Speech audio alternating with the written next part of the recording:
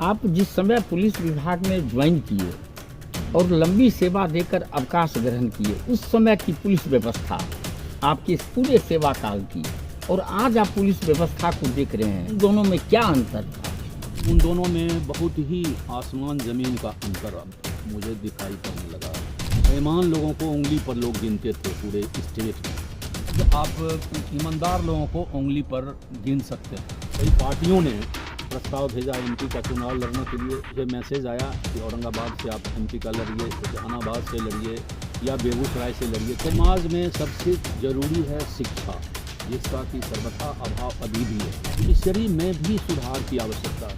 मुकदमे बरसों बरस तक लंबित रहता है, तब तक विक्टिम भी भूल जाता है, गवाह भी भूल जाता है और जस्टिस लोगों को, विक्टिम्स को नहीं मिल पाता है। नमस्कार, बेगूसराय फ्रंट लाइन में आपका हार्दिक स्वागत है। अभी मैं जिस शख्सियत के साथ बातचीत करने के लिए तैयार हूँ वो बिहार आईजी ऑफ पुलिस आरक्षी महानिरीक्षक पद से सेवानिवृत्त हैं और सबसे बड़ी बात, बेगूसराय जिले के धरतीपुत्र हैं। बीरपुर प्रखंड के फजीलपुर में इनका घर है और नाम है उमेश कुमार सिंह आईपीएस। समाज के विभिन्न पहलुओं पर, विभिन्न शैक्षणिक परिस्थिति पर, पुलिस की मौजूदा व्यवस्था पर इनसे खुलकर बातचीत होगी, संक्षिप्त बातचीत। और इस बातचीत के लिए हम इनको बहुत बहुत आभारी हैं और इनके साथ बातचीत का अंश प्रारंभ करते हैं। उमेश कुमार सिंह, सेवानिवृत्त आईजी पुलिस बिहार। जी नमस्कार और धन्यवाद आपको। उमेश बाबू, आप पुलिस विभाग में आने के पहले, जहां तक मुझे मालूम है, आरसीएस कॉलेज मंझौल में इतिहास के व्याख्याता पद पर बहाल हुए थे। तो आप उस पद को देखते हुए और बाद में पुलिस विभाग में आप आए, दोनों पद में क्या अंतर आप समझते हैं? देखिए, उस समय जब मैं व्याख्याता था इतिहास का, वो 1970-71 का समय था। 71 से लेकर 74 तक मैं व्याख्याता था और एफिलिएटेड कॉलेज था, कंस्टिट्यूएंट नहीं बना था। वहाँ बहुत अल्प नाम मात्र का तनख्वाह दिया जाता था, लेकिन गांव से ही मैं साइकिल से जाता था और डेली क्लासेस को अटेंड करता था। जब बिहार पुलिस सर्विस में मैंने ज्वाइन किया, उसमें मेरा चौथा स्थान बिहार में आया था और बीपीएससी में, और as deputy superintendent of police join किए थे। तो पहली बार उस समय इंक्रीज सैलरी एक डीएसपी डीवाईएसपी का 510 रुपये था और उसी में उसको परिवार चलाना था, उसी में रहना था। सरकार सुविधा देती थी कि एसडीपीओ में फ्री क्वार्टर्स रहता था और बिजली भी वही ऑफिस का पे करता था, घर का आपको पे करना पड़ता था। तो यही स्थिति थी आर्थिक दृष्टिकोण से। और वो स्थिति और आज की स्थिति, मैं 1989 में आईपीएस में प्रमोटेड हुआ और वर्ष 1984 का मुझे सीनियरिटी मिला। मैं लगभग 8 जिलों का सुपरिटेंडेंट ऑफ पुलिस रहा और मेरी ख्याति एक विशेष प्रकार की थी। मैं जब डीएसपी था तो 15 साल तक बिहार का पूरे डीएसपी एसोसिएशन का अध्यक्ष था। जब आईपीएस में आया तो मैं बहुत निर्भीकता से हर वक्त काम करता था और जो करप्शन आज देख रहे हैं, करप्शन नाम की चीज़ मेरे साथ नहीं थी। और मेरा निर्वहन सब दिन, बच्चों को मैंने सरकारी स्कूल में पढ़ाया। आज भी बच्चा कर्ज करते हैं कि पापा हमको बढ़िया स्कूल में नहीं पढ़ाए, लेकिन दे आर वेरी स्टेबल, कोई दिक्कत नहीं। तो स्थिति उस समय का यही था और एक से एक दुर्दांत गिरोहों से मुठभेड़ मेरा हुआ। उनको मैंने शांत किया। एज डीआईजी मैं सहरसा में कई वर्षों तक रहा। उसके बाद देहरी ऑन सोन में मैं डीआईजी था और मगध रेंज में डीआईजी। कंबाइंड बिहार सरकार ने हमको बना दिया, जिसमें 9 नक्सलाइट डिस्ट्रिक्ट्स का प्रभार हमको देखना पड़ता था, निगरानी करना पड़ता था। और उसके बाद आईजी विजिलेंस में मेरा प्रमोशन हुआ और वहीं से 2007 में मैं अवकाश प्राप्त किया। उसके बाद भी हम बिहार के जाने माने एक प्रगतिशील लीडर थे डॉक्टर बिनियन, जिनको बिहार सरकार नक्सलाइट कहता था और सारे मुख्यमंत्रियों से क्लोज थे। 2 लाख रुपए का इनाम उनके अरेस्ट करने में था। उन्होंने एक संगठन बनाया है जन मुक्ति आंदोलन, उसका मैं अध्यक्ष रहा। साथ साथ मैं महावीर कैंसर इंस्टीट्यूट का गवर्निंग बॉडी का सदस्य बनाया गया, जिसमें हाई कोर्ट के कुछ जज रहते थे, तो कुछ डॉक्टर और मैं रहता था। उसके बाद मैं अभी वर्तमान में बिहार पुराविद परिषद, जो एक बहुत बड़ा संगठन है आपके इतिहासविद लोगों का, इतिहास के विद्वानों का, उसका मैं अध्यक्ष लगभग 3 वर्षों से हूँ। और यही है, एनसीपी में भी मैं कुछ दिन चेयरमैन था डिसिप्लिन कमेटी का। जी, आप जिस समय पुलिस विभाग में ज्वाइन किए और लंबी सेवा देकर अवकाश ग्रहण किए, उस समय की पुलिस व्यवस्था आपके इस पूरे सेवा काल की, और आज आप पुलिस व्यवस्था को देख रहे हैं, संक्षिप्त में बताएं उन दोनों में क्या अंतर था? देखिए, उन दोनों में बहुत ही आसमान ज़मीन का अंतर अब मुझे दिखाई पड़ने लगा है। इसलिए कि उस समय बेईमान लोगों को उंगली पर लोग गिनते थे पूरे स्टेट में, सीनियर अफसर्स में, आईपीएस अफसर्स में, और आज आप ईमानदार लोगों को उंगली पर गिन सकते हैं। यही एक तो मूलभूत अंतर ये है। दूसरा अंतर है कि रिसोर्सेज के नाम पर बहुत ही मिनिमम रिसोर्सेज था। मैं एज एसडीपीओ बाढ़ में रहा, जहाँ दुर्दांत अपराधी रहते थे, वहाँ हमारे जीप को लोग ठेलते थे तब स्टार्ट होता था। मैं साथ में बॉडीगार्ड का भी रिवॉल्वर रखता था, 2-2 रिवॉल्वर रखता था, क्योंकि हमारे जान पर बहुत खतरा था। मैं बहुत बड़े दुर्दांत अपराधी से युद्ध कर रहा था। उसी तरह से हाजीपुर में था, एसडीपीओ में, एसपी में भी था, तो वहाँ भी रिसोर्सेज इतना चमचमाती हुई गाड़ियाँ उस समय नहीं हुआ करती थी। आज सारी सुविधाएं काफ़ी बढ़ गई, मॉडर्नाइजेशन करके एक पुलिस मुख्यालय में विंग ही हो गया है। उसके एडीजी अब होते हैं, पहले आईजी होते थे इंचार्ज, और बहुत सा वित्तीय पावर भी बढ़ा है लोगों का। लेकिन सुविधाएं तो बढ़ गई है, साथ साथ समाज में अपराध भी बढ़ा है, और अभी प्रोहिबिशन जो हो गया है उसको लेके पुलिस की गुणवत्ता काफ़ी प्रभावित हुई है, उस पर कुप्रभाव पड़ा है। पुलिस जो है, निचले स्तर का पुलिस पर करप्शन का भी आरोप लगता है, और सारी व्यवस्था आज उसी को रोकथाम करने के लिए लगी हुई है। फिर भी घर घर एक नया वर्ग समाज में उत्पन्न हो गया है, नियो रिच क्लास हो गया है, जो घर घर दारू पहुंचाता है, और पुलिस उसको रोकने में सक्षम नहीं होती है। तो इस वजह से क्राइम्स का पैटर्न बदल गया है। और पहले बैंक लूटल जाता था, बड़ा बड़ा कांड होता था, आज उसमें उस ओर उन अपराधियों का ध्यान कम है। आज ज़्यादा ध्यान है कितना हम दारू बेच करके पैसे, उसमें 2 गुना 3 गुना उसको मुँह मांगा इनकम हो रहा है। तो माननीय मुख्यमंत्री जी ने जिस उद्देश्य से इसको लागू किया था वो धाराशाही हो गया है, और पुलिस व्यवस्था पर भी इसका प्रभाव पड़ा है। क्विक रिस्पांस टीम बनाई गई है, बड़ा डेडिकेटेड व्हीकल्स जिला में दिया गया है, जो पहले नहीं था। लेकिन कहीं कहीं देखा जाता है कि उसमें भी पुलिस पिछड़ रही है। और सबसे बड़ी चीज़ है कि थाने में आम लोगों की सुनवाई अभी भी क्रूरता से होता। मैं क्रूरता शब्द का इस्तेमाल करूंगा। लोग डरते हैं, और प्रभारी को इतना कहा जाता है फिर भी उन पर कोई असर नहीं पड़ता है। लोग डेस्परेट हो गए हैं। आम लोगों को, जैसे रिटायर्ड लोग हैं, आज तक किसी थानेदार या कोई एसपी ने हमसे कभी परामर्श नहीं लिया। कभी कटसी में पहले हम लोग रिटायर्ड आदमी के यहाँ चाय पीने जाते थे, उनसे बहुत सूचना ग्रहण करते थे, उनको हेल्प भी करते थे। आज इन चीज़ों का सर्वथा अभाव हो गया। अब मैं आपको पुलिस व्यवस्था से अलग हट के मैं आपकी रुचि की ओर लिए चलता हूँ। सुनने में ऐसा आया है, जैसे कि मुझे जानकारी मिली है कि आप कई पुस्तकों की रचना कर चुके हैं, कई पुस्तकों को आप लिख चुके हैं।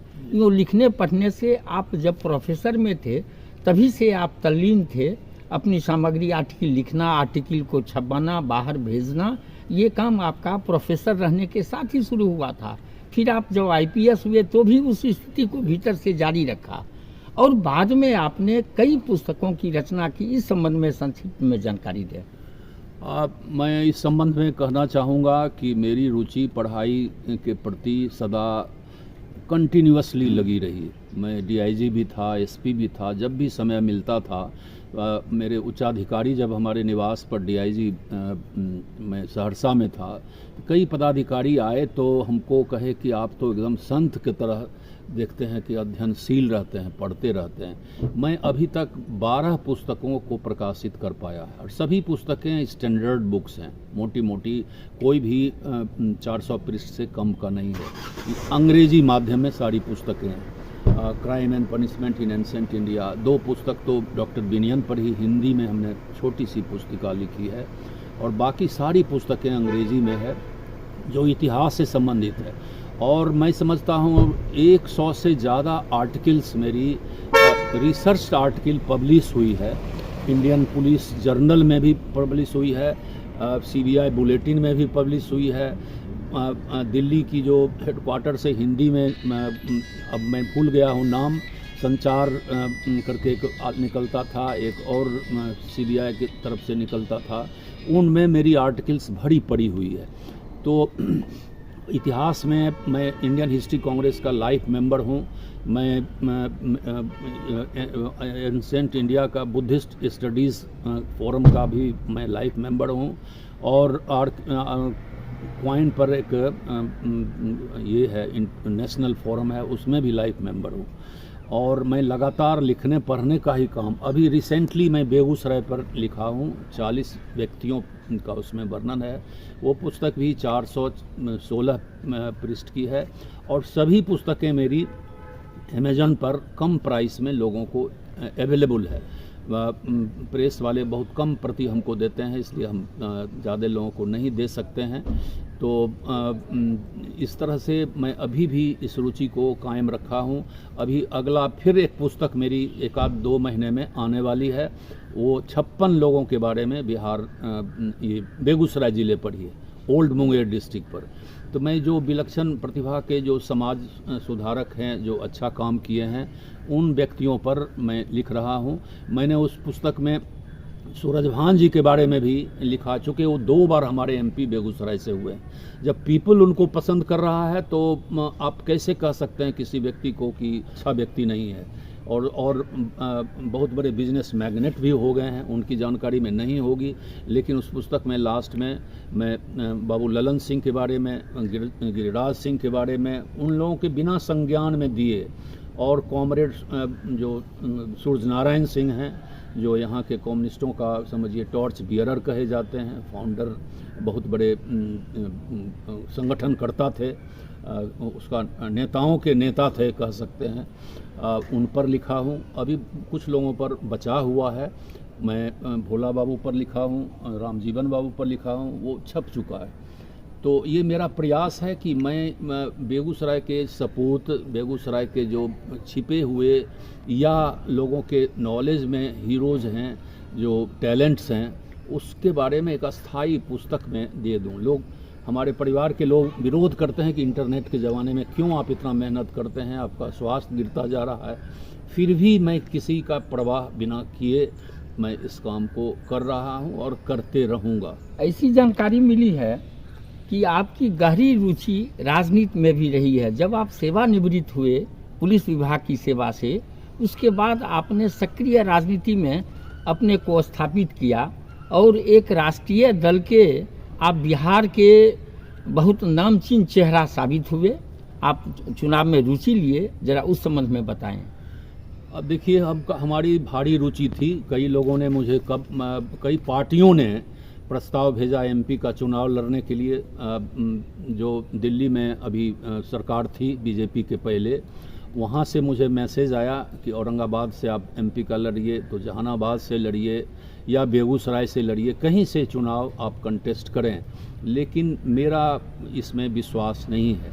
नेताओं का मैं कहना नहीं चाहूँगा, लेकिन अधिकतर नेताओं का चरित्र भी बहुत धूमिल देखा जाता है। समाज में जो पहले हुआ करता था वो नहीं है। जो पुलिस में मैंने कहा उस तरह की स्थिति गिरावट इन लोगों में भी हुआ है। इसलिए मैंने कहा कि मैं वहाँ जाके क्या पैसा कमाऊँ, क्या मैं अपने आप को दिन रात जो है सो लोगों से टॉर्चर्ड हूँ वहाँ, क्योंकि नहीं किसी से मिलिए तो वो रुष्ट हो जाएंगे।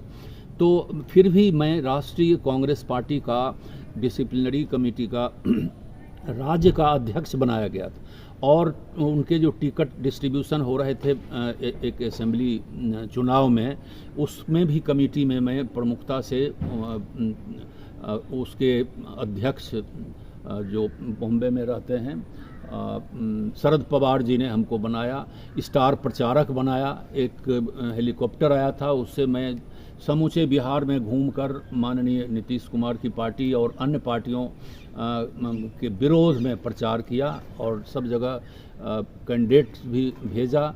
लेकिन कुछ कारणों से मैं उस पार्टी से रिज़ाइन कर दिया, हट गए।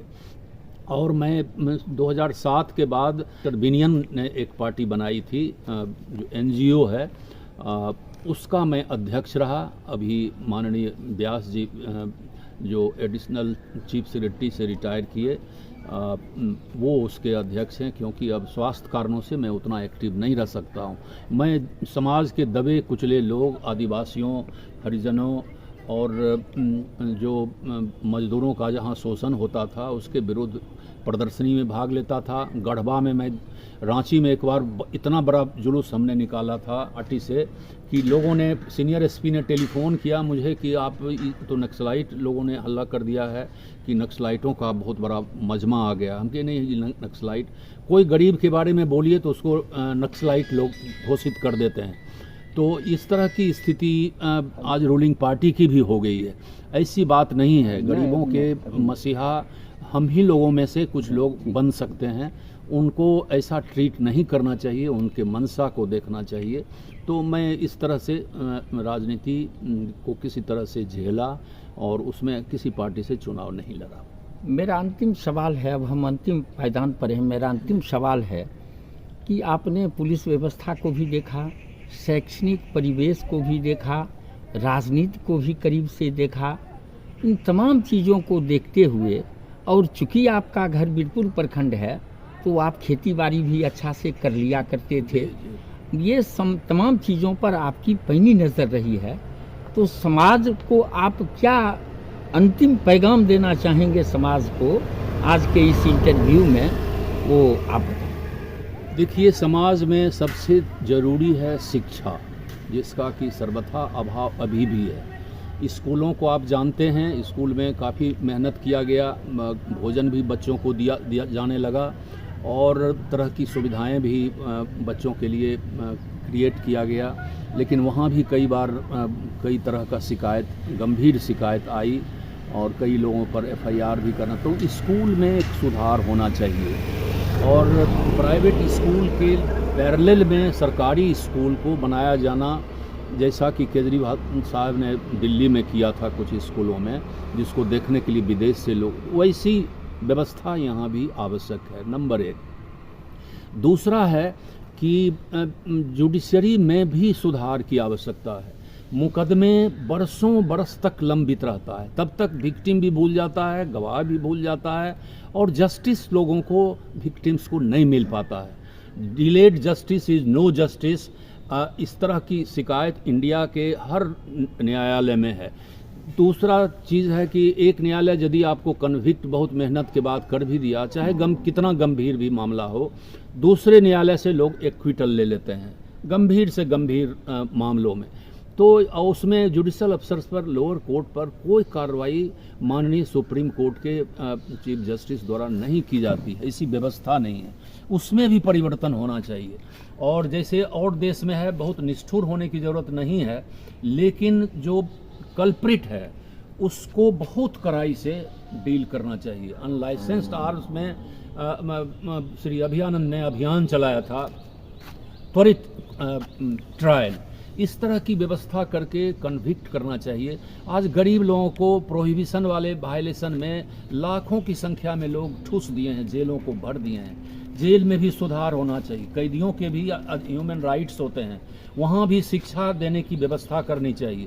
रिटायर्ड लोगों को इनवाइट करके आप पैसा उसको नहीं दें, लेकिन उसके एक्सपीरियंसेस को शेयर करवाना चाहिए और इससे समाज में एक सुधारात्मक वातावरण पैदा हो।